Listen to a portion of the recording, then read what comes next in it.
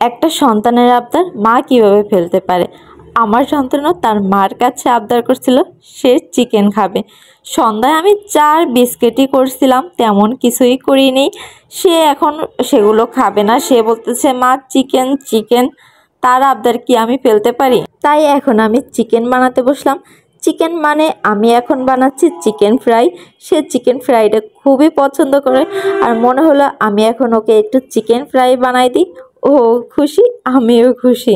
তো চিকেনটা ভালো করে কেটে তারপর পরিষ্কার করে আমি এখানে লেবুর রস দিয়েছি, আর হালকা একটু মরিচের গুঁড়ো দিয়েছি, আর সয়া সস দিয়ে দিলাম, আর দিয়েছি আদা রসুন পেঁয়াজের রস, একটু টমেটো সস দিলাম।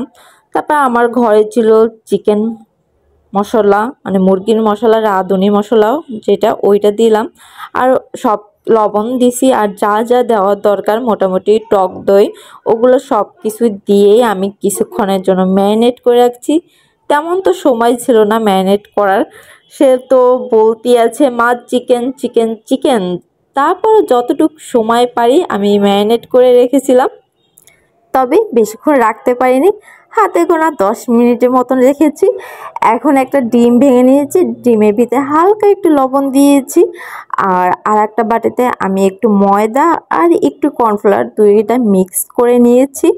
এবার চিকেনগুলো একবার ডিমের ভিতর দিয়ে আর একবার ওই যে বললাম মিক্স করে রেখেছিলাম ময়দা আর কর্নফ্লাওয়ার, ওইটার সাথে মিক্স করছিলাম, আবার ডিমের সাথে আবার ময়দা।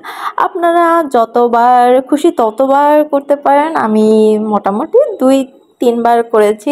2-3 বার করে এগুলো সবগুলো রেখেছি। এখন তেলে ভেজে নেব। আমি কিন্তু তেল বসে দিয়েছি, ওদিকে গরম হতে যাচ্ছে তেল, আর আমি এদিকে কাজটাও চালিয়ে নিচ্ছি। আর প্লিজ সবাই আমার এটাকে কি বলে, ওটা জালি, ওইটাকে একটু অ্যাভয়েড করবেন। যাই হোক, চিকেনগুলো এরকম কোটিং করার পরে আমি কিছুটা ভেজে নেব, তবে পুরোপুরি ভাজবো না, হালকা একটা ভেজে দিয়ে উঠিয়ে নেব। তারপর আবার কিছু চিকেন দিয়ে ভেজে নেব, তারপর সব একসাথে ভেজে নেব, তাহলে একটু মুসমুস ভাবটা একটু ভালো আসবে। যাই হোক, এখন আমি রান্নাবান্নার কথা বাদ দিই, এখন আমার একটু পাকা ছেলের কথা বলি।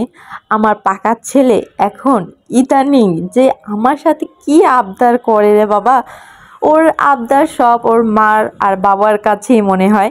সে এখনও অল্প অল্প কথা শিখেছে, পুরোপুরি কথা শেখেনি, কিন্তু এখনই অনেক আবদার করে, মা এটা বানাই দাও, ওটা বানাই দাও, ওইটা খাবে সেটা খাবে।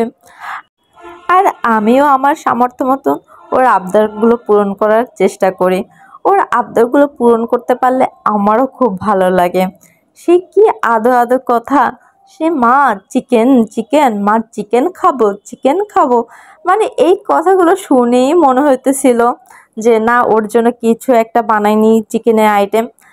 তবে সে খাবে কিন্তু 1 পিস বা 2 পিস, কিন্তু আবদার করে সে সবই খাবে। খাওয়ার নামে তো একদমই নেই, কিন্তু তার উৎসাহ অনেক। তার উৎসাহ দেখে আমার ছোটবেলার কথা মনে পড়ে। আমরাও এরকম অল্পতে কত খুশি ছিলাম, কত উৎসাহ ছিল।